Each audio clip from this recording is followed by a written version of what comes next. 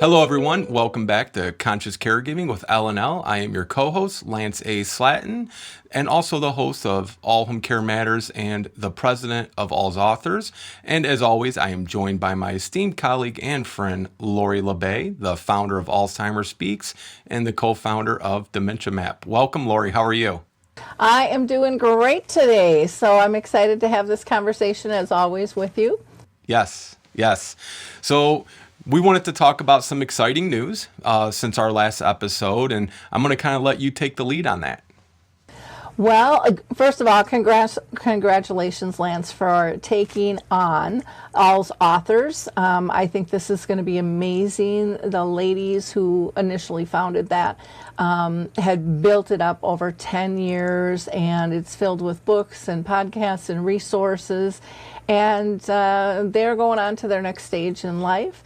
And Lance is taking it on to make sure the momentum continues and even to grow some with that. So that's a huge step. So congratulations first on that, Lance.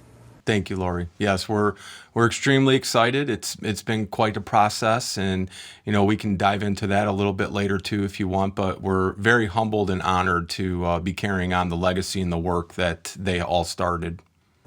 Well, I'm going to have you start with the kind of summarizing what AlzAuthors is currently. What they built it up to, and what intrigued you to say, yeah, I want to carry this on. Yeah, so AlzAuthors is almost 11 years old now. For anybody that follows All Home Care Matters, we had the ladies on and several of the managers and associates middle of last year talking about their big 10th anniversary celebration. Jean, Vicky, and Marianne started this as really just as a blog or something that they, wanted to unite each other around for, the commonality of they each had loved ones that had dealt with or were dealing with dementia. And they all wrote a book. Vicky Tapia was Someone Stole My Iron, Jean Lee's Alzheimer's Daughter, and then Marianne's nonfiction book fiction book of Blue Hydrangeas. And they kind of came together under that, and it was something that was just going to be temporary that ended up being over 10 years long. They developed and formed it, and it was a nonprofit. After our acquisition and the transition to us, we did not keep the nonprofit status, not because we're looking at being a big for-profit out of AlzAuthors. We're really trying to keep the same mission and, essence of what it was and what it is. But because we have an existing company already, for simplicity and for, business reasons, we just had incorporated it into our existing business license. But with that said, what AlzAuthors is, it's a collection of over 400 plus books, all written by people that have some connection and relationship to dementia. I know, your book is an AlzAuthors book, Betty the Bald Chicken. My book, the All Home Care Matters Official Family Caregivers Guide, is an AlzAuthor. And what they do is when people have experienced this, who better to learn from than those that have walked that journey or that are in that, profession. With you and myself, we're both coming from a personal side, but also from a professional side. And so when someone has that experience and they want to write about it, instead of just, going at it alone and putting it up on Amazon and being one of, thousands of, if not tens of thousands of books on dementia and hoping somebody discovers you, you're getting that seal of approval by applying to be an AlzAuthor. And just because you apply also doesn't mean you're going to be granted approval. There's a very strict vetting process where the book is read from front to back, and there's other parameters that they look for. Are you active on social media? Do you have any sort of presence? And, is your book legitimate, meaning you're not writing about the cure to Alzheimer's or, some, I call it snake oils salesman, perspective where you're trying to give false hope and false promises to people. You're writing about a very real and raw experience that others can, learn and benefit from. We've all heard when you're a caregiver, it's one of the most lonely and isolating things in the world. But here you have a community of well over 400 people who are there to support you, and you're there to support them, and hopefully help to raise awareness and to benefit that other caregiver out there who may not have a book, but is struggling and dealing with that, caregiving journey. And they're finding some solace in, knowing they're not alone, and learning from others who have gone through it or are going through it, which is very powerful. Yeah, it's, I remember when they first launched, and, back then there wasn't much for resources, books especially. And then if you were looking for a book, where did you find one? If you go to the library, is it self-help? Is it in the medical section and lost? I mean, nobody really talked about Alzheimer's, and dementia really wasn't even a word that people were familiar with when they first started. I mean, things have changed a lot. And so to see 400 authors gathered together that all get it, have all experienced it, and to me, that's one of the biggest things that people are looking for. Sometimes people go, well, you put down diagnosis, and it's like, no, diagnosis is fine, but it does not help you live your life. And people are looking at, how do we live our life? How do we regroup? What's normal? What's not? How do we approach this? How do we maintain our sanity and our dignity for not only the person diagnosed, but for those caring for those? And those are huge questions that need to be answered. And so I think that it's a wonderful gap that they're filling, with that, and that you are now filling with that. Well, if I could jump in just for briefly, Lori, we were big supporters of AlzAuthors before there ever was an All Home Care Matters with our home care company. I just always admired and revered the work that they were doing, and it was such a wonderful resource. I'm also an avid reader, in talking about, going on Amazon, you don't know what you're getting, right? Unless it's a well-known book that you can also purchase on Amazon. But, as an example, I often, by my children's school, there's a Barnes and Noble, and often after my daughter has practice, or if I have time to kill, I'll pop in there, look around the healthcare and, different age-related studies and, those kind of sections that I'm very interested in. And when you get to that section, though, there's so few books on either caregiving or dementia and Alzheimer's. You do have the usual suspects, the 36-hour day is there, and there's a couple of others, but that is such a small sample size of all the wonderful books that are available to families. And, 36-hour day, I personally think is a good book from a healthcare medical standpoint. But if you're a family caregiver, it can be very daunting and very overwhelming, because there's a lot of medical jargon in there and a lot of different things in there.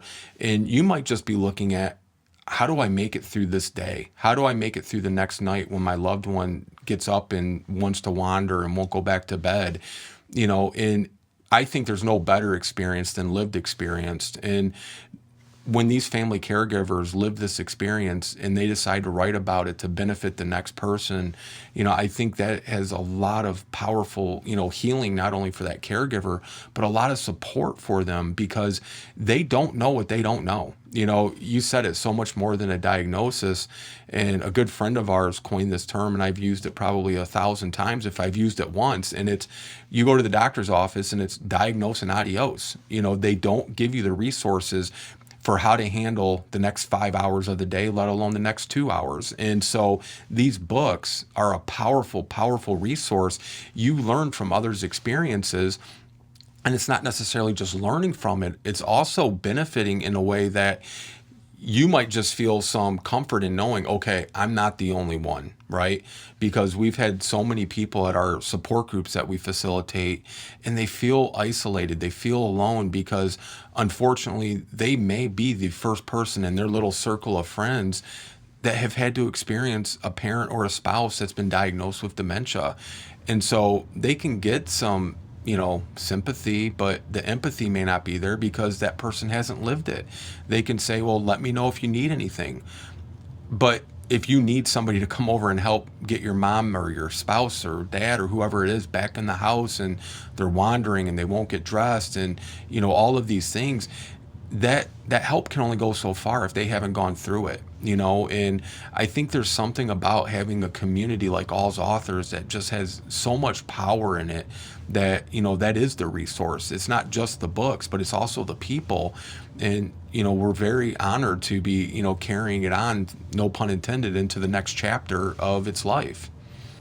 Yeah, I think one other thing I'm just going to add on there is that I think the books do is, one, a lot of these books were never meant for the public. People write them and they're just kind of documenting their own journey, and then they share it with somebody, and then they're like, oh, all of a sudden, they're publishing their own book. And it's gotten much easier to self-publish, a book. And so that is a healing journey in and of itself, just documenting for yourself what you've been through and what you've learned from it, the good, the bad, the ugly, and how people express their emotions.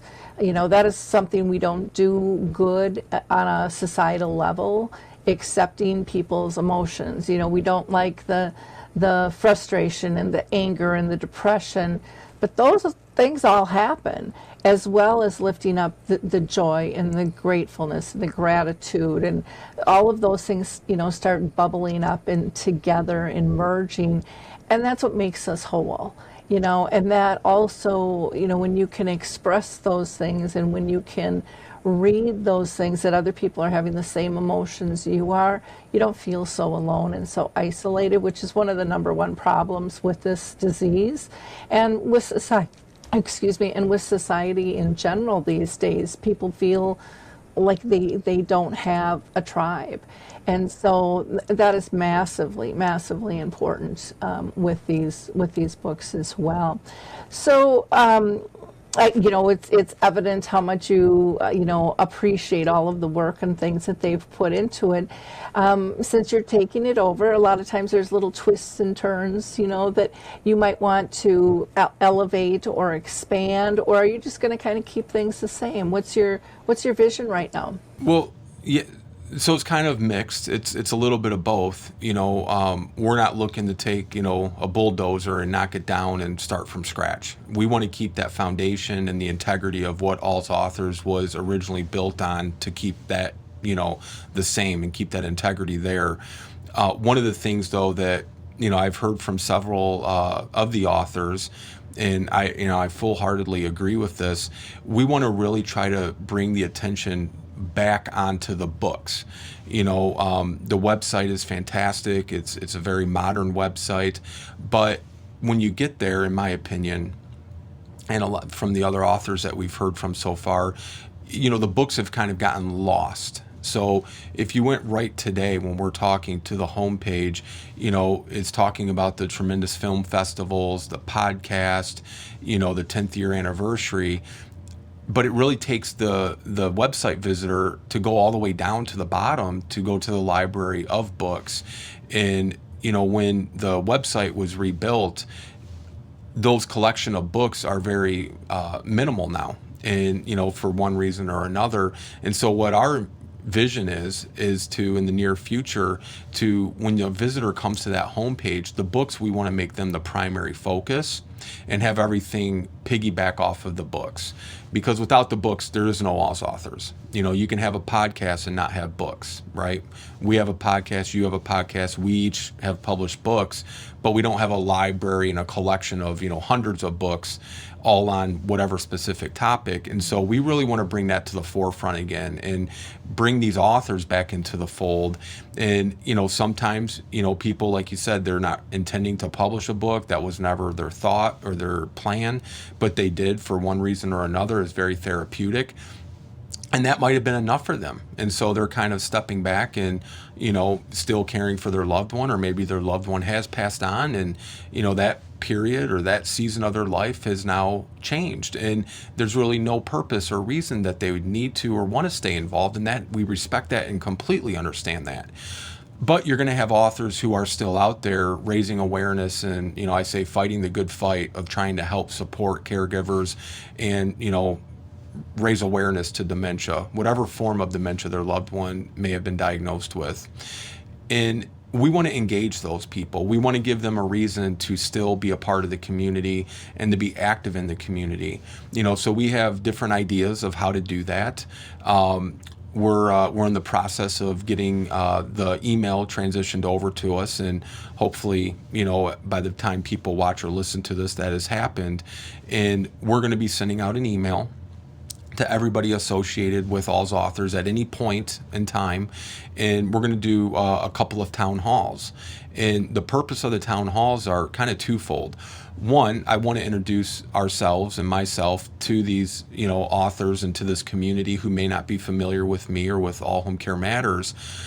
But I also want to get introduced to them. I want to get feedback from them. I want to hear how we can use this new tremendous resource to best support them, but also to raise awareness to dementia.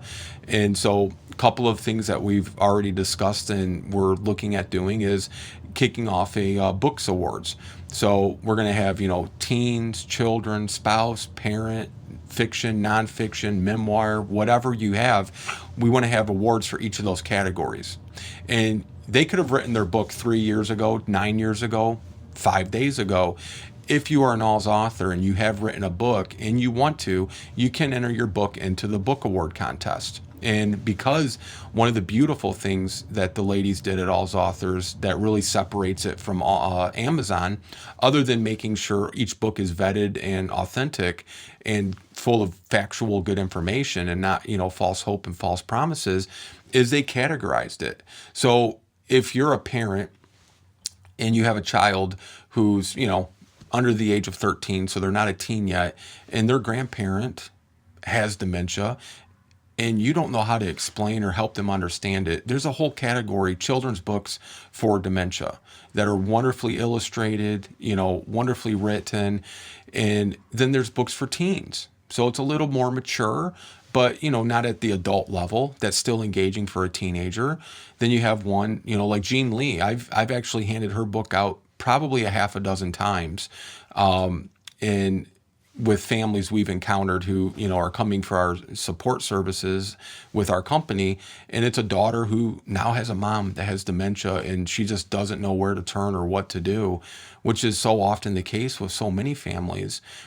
We hand out Jean Lee's book, Alzheimer's Daughter, and I've read it front to cover, and it is fantastic. And we've had such positive feedback from those families. We've given not just Jean Lee's book, but other books out that, we have several hundred AlzAuthors books in our library here at our building, and they're all categorized. And, it's a tremendous thing to be able to hand that to somebody in one of their most dire times and say, no, this is free, but this is a good resource. We have a lot of resources from, the Health Institute and all these other things that we hand people, but it's also good to hear from just a person like you who's gone through it. Much more relatable, I feel. And so there's going to be categories for spouse with dementia, parent with dementia, every category there is. There's poetry, like I said, there's fiction and nonfiction. And that's one of the first things we want to do to get these authors re-engaged. And I feel like, we need to give them a purpose to keep involved with AlzAuthors. And we have some other things we're planning on doing. Any new author, we're going to interview them on All Home Care Matters if they apply and they're approved as an AlzAuthor. That's one of the bonuses and benefits, if you will. And there's some other things we're looking at doing. I really want to break down as many books as possible. This is a very lofty goal, and it's going to be a very time-consuming one. But, I have no problem doing it. It's just not going to be instantaneously. But I want to do individual books myself, just like a 2-3 minute, cliff notes of this book and help promote it, not only for the author's benefit, but also for the family caregiver out there who is looking for some light and some hope at the end of that tunnel, and help them to feel less overwhelmed and, isolated. Well, that'll be great. I think, giving people the cliff notes, and like you said, even handing those books out is huge. I know just on my show, like with yours, I get a ton of books, from all over, and I can't keep them, so I always bring them to my support groups and stuff, and people love them, and then they bring them back, and I'm like, if you don't bring it back, no guilt.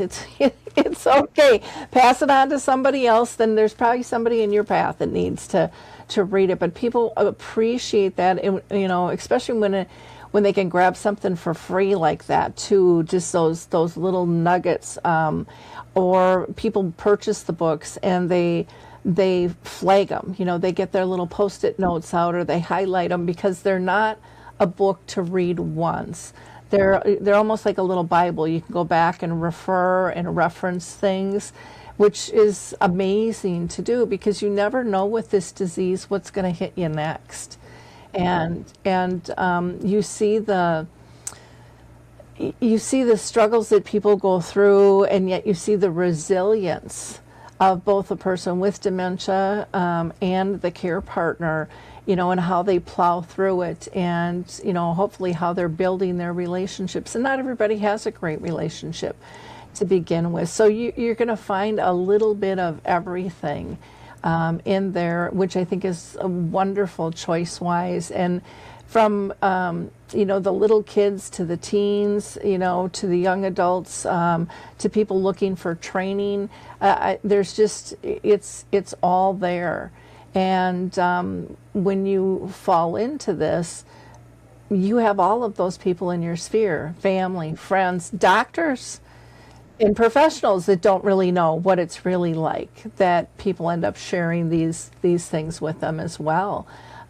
Because again, the medical profession typically, and I know there'll be some out there that'll slap my hands for this, but I feel very strongly on this. There are a lot that do not understand the lived experience of this at all. And it's up to us as family members and additional professionals to help educate them, because they only have so much time in a day too. So we need to not just complain, but we need to, share resources like AlzAuthors. This is a really good place for people to go. That would be something wonderful to share, not only, for yourself, go in and explore your family and friends, but with medical professionals as well, because they don't know. And they have many others that need these resources too. Absolutely. If I could just add also, Lori, one of the things we are, also really looking forward to is, having these ambassadors for AlzAuthors, where, AlzAuthors, prior to the transition to us, they had managers and associates. We are going to have our own board. We'll be releasing those names as soon as we, finalize everything and get the email. But we want to really highlight the resources also. The books are tremendous. And the books, like I said, they should be the tip of that spear of what AlzAuthors is. And there's also resources, though. We want to have good vetted resources. So you're an AlzAuthors resource, not just an AlzAuthors book or author. And, I feel like, the books can go hand in hand with the resource. And I will tell you, like with, caring for my father, he did not have dementia. It wasn't anything related to cognitive or neurodegenerative disease. But, I was doing homework and having to study and, everything, pursuing medical school. I would much rather, and it was a lot more convenient and calming for me to read my textbook rather than the digital version, but in the paper or the hard, the print version, because you can do that on the couch. You can do it anywhere, and it's just something about not looking at a screen that just you feel more at peace and more comforted, at least for me. And I know other people will say, well, the audio book, and that's all true. And a lot of the books are in audio format as well. But, having that book, you can put it down and pick it up anytime. Don't have to worry about the battery life, or, you're reading and, you get distracted because you get a notification on the screen. It's just, I feel like it's more peaceful, when you're holding that book rather than having to, hold it on a tablet or a screen of some sort. Well, and it gets us back to real life and the basic and kind of that quiet zone, where I don't think electronics is a quiet zone. There are a lot of distractions with it. I mean, we're getting pinged and dinged every which way, when you're on that, and it makes it a little bit more difficult to concentrate and to understand fully, kind of immerse yourself in it. And I think that's part of the importance of these books, is being able to just let go, or and cry when there's a moment that saddens you and it hits home, and go, oh my gosh, I've been there, or laugh, when it's just like, oh yeah, we've had that too. I didn't know it was okay to laugh, though, because a lot of times when we're caring and it's medical, we take this really serious role, and we don't think we should do that's appropriate. And that's kind of the glue that holds us together through these times. And I think that's something that people will see throughout these books is, don't lose your sense of humor, don't lose your sense of hope. Life is not a straight line. It's got its highs, it's got its lows, and you can't have a high without having a low. So you have to appreciate both ends of the spectrum. And trying to find that way to maintain your sanity. Or I think it might inspire people too to maybe start an initiative, or write their own book, or write a poem, or whatever it might be. I think it creates this safe space to say, I didn't think anyone would listen to me. Yeah. Yeah, absolutely. And I will say, I think people will be surprised by who some of the AlzAuthors are too. I mean, Patty Davis, Ronald Reagan's daughter, she's an AlzAuthor. Dr. Daniel Potts. I mean, there's some very well-known public people who have gone down that journey and have shared it in written form by publishing their book. And, and the gold standard for approval is AlzAuthors, and I just think people can find so much resource, professionally, personally, every gambit through this resource of AlzAuthors. And that's why we just were, so honored to be the ones literally chosen to continue its legacy and work that it started. Well, fantastic. Anything else that you want to share with us regarding AlzAuthors and going, stepping into, I guess, this new path? We're excited. We're looking forward to, officially introducing ourselves to the community. We've put a few videos out there during this transition, just talking about, our passion for AlzAuthors and the authors themselves.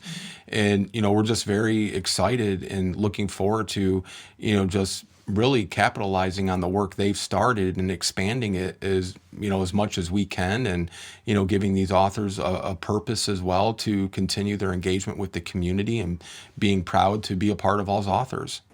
Wonderful. Well, thank you for sharing that with us. I think our audience is really going to find this very valuable information. My pleasure. Always great to see you, Lori.